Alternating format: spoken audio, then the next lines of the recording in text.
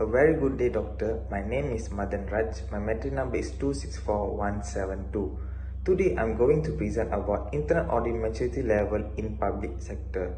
For the introduction, a maturity level is made up of related, specific, and generic practices for a clearly defined set of process aspects that help improve the organization's performance.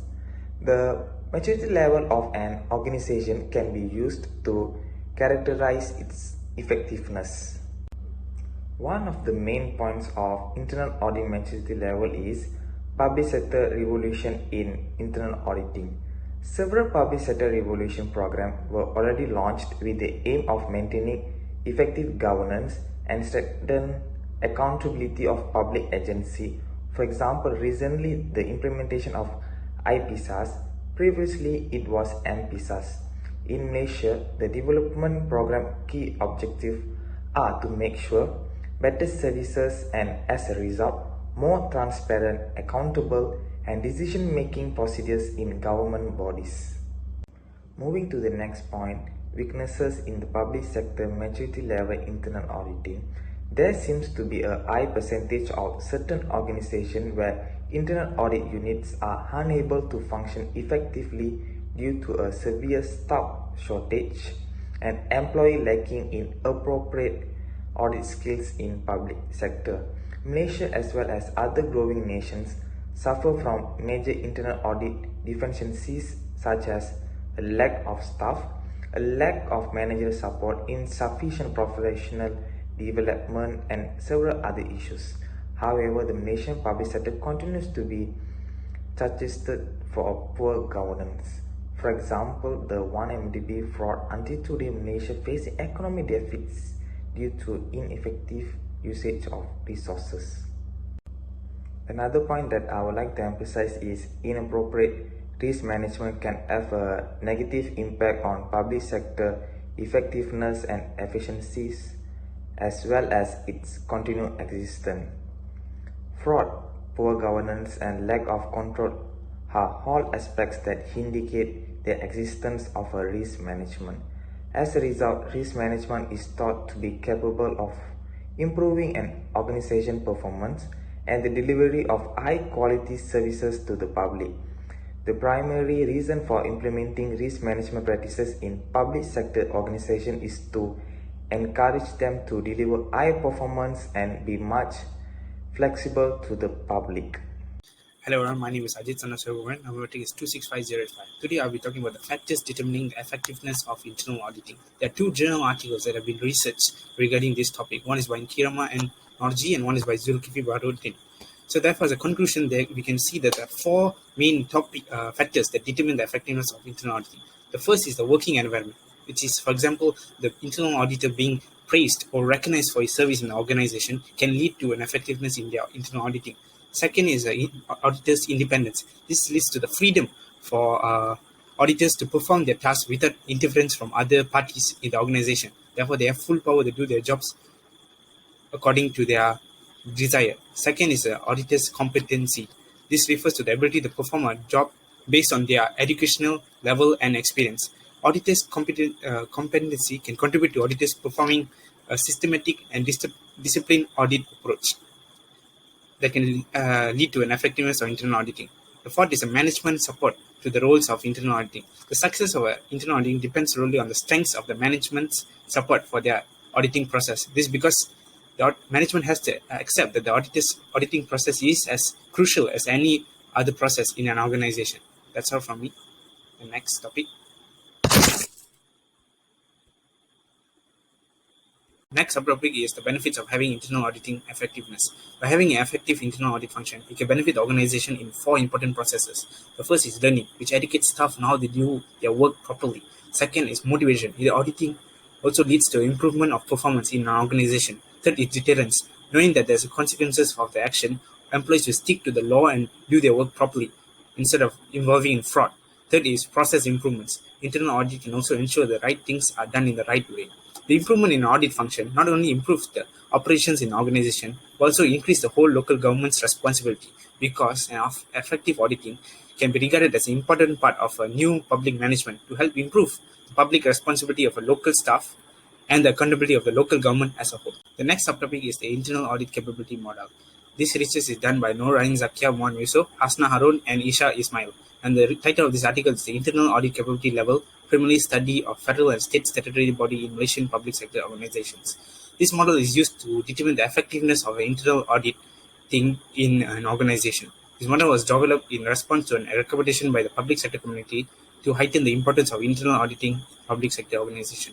Therefore, this model consists of 6 dimensions and 5 levels and is measured by using a series of key process areas and crucial elements practices which are implemented in the internal audit capability. The capability model levels are in an ascending order, which indicates that in order for the organization to advance to a higher level, it must meet the criteria associated with the higher capability levels. This model provides a tool to determine its internal audit requirements according to nature, complexity, and associated risk, assess its existing internal audit capabilities against the requirement it has determined, and also provides a tool to identify any significant gap between the requirements and its existing internal audit capabilities and work towards providing development of an appropriate level of internal audit capability for an organization. As a conclusion, this research shown that KPIs are needed to establish a strong foundation of capability level prior to moving to the next. The outcomes of this model can be used as a communication tool among organizations and indicate that the organization has performed well, effectively, efficiently, economically, and ethically. That's all from me. My name is Nur Shahidatul Azima binti Hussein. My metric number is 264120. I will continue to explain the implementation of IACM model. The first research is on internal audit unit in public sector organization located around Malaysia. The method that is used for this finding is quantitative data, in which they use the questionnaire among 70 respondents from 70 organizations. Based on the study, 57 from 70 organizations were only achieved level 1 of capability, while the balance, which is 13 organizations, were achieving the capability at level 2 and none of them were achieving level 3 and above. Level 1 means the organization are not being sustainable, does not practice the repeatable internal auditing, and lack of independence behavior, and vice versa. The researcher argued that to be in level 1 and 2 was not enough to depict the maturity of the organization. To boost it to level 3 and above, the organization should improve their system and the dimensions in IACM, which consists of organizational relationship and culture, governance structure, professional practices, service and role internal audit, performance management and accountability, and people management. From the questionnaire, the respondents stated that their organization are lack of people management in terms of qualification people, training, and so on. Hence, every organization should focus on the critical point, which is people management dimension, to be more mature in the internal auditing. Second studies is in state level, state statutory body, and federal statutory body. These findings is using quantitative and qualitative data, which are questionnaire, case studies, and interview. There are 3 case studies consist of CSA, the state level, CSB, the state statutory body, and CSC, the federal statutory. After implement the interview and questionnaire, CSA and CSC have achieved level 2 in ISM model, while CSB have achieved level 1. This KPA percentage that depicts the overall IACM level. CSA got the highest level of 82%, followed by CSC with percentage of 76%, and lastly CSB with percentage of 71%. This slide is about KPA percentage of IACM dimension. Based on the interview and questionnaire to the internal auditor units, these 3 cases are having lower level of IACM and KPA on people management dimension with percentage of 52, 53, and 49 respectively. This means they need to improve it in order to increase their maturity level. On the other hand, these 3 cases achieve level 2 of service and role dimension with KPA percentage of 55, 83, and 53 respectively, which means they provide report to the external auditor and having true and fair views. Hence, to improve the level, they should have the advisory services to manage them to get the highest level of maturity. Next, I'll pass to the next presenter. Next is a study research on internal audit function in selected ASEAN central bank. Why we choose central bank? The central banks plays a unique and crucial function in a country's economy, and its transaction can only be carried out by public sector organizations. It is also a legal framework that is based on the Bank Act, and it has a comparable mandate across countries. The central bank is also expected to manage the internal audit function of the institution under its control, and as a result can be anticipated to have a well-developed internal audit function in comparison to other public sector organizations. The service finding shows that while the internal audit functions, services and roles are consistently specified throughout responding member states, there is significant variance in professional practices, people management and performance management. The last two elements, governance system and organizational linkage, differ slightly among the responding member states. The major flaws identified after doing the research were the lack of audit committees, evolving risk management processes, a lack of risk-based audit plans, and external reviews of the internal audit function, as well as the emerging risk of information technology, which is expected to gain prominence over the next 5 years. Then research to the internal auditors and other practitioners around the world. Public sector respondents come from a variety of levels, which are internal audit staff or service provider staff, internal audit senior or supervisor or service provider senior or supervisor, chief audit executive (CAE), internal audit management or service partner management or outsourced contract manager, and service provider partner or non-partner or other. According to survey results for the IACM elements, internal audit activities in the public sector fulfill the essential procedures best in the area of professional practices, with an overall average of 70%. Organizational relationships and culture were the least implemented essential practices, which are 51%, followed by performance management and accountability, 52%, and people management, 57%.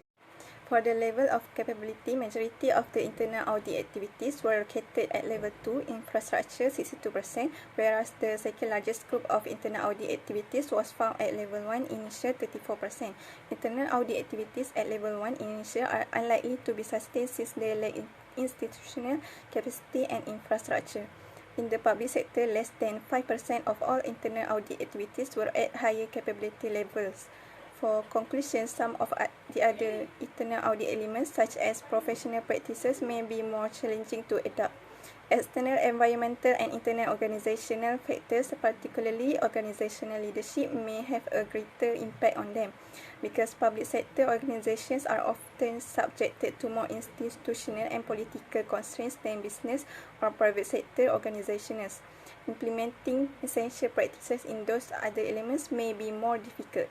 Assalamualaikum, my name is Nurul Izzati binti Muhammad Sani, my metric number 264127. I will explain ways to achieve highest maturity level of internal auditor in Malaysia. There are several ways to achieve the highest level of IACM in internal auditor. So according to the study made by Mat Ali Asham and Gilot 2020, the weaknesses of internal auditor become the major factors that contribute to the level of the maturity internal audit.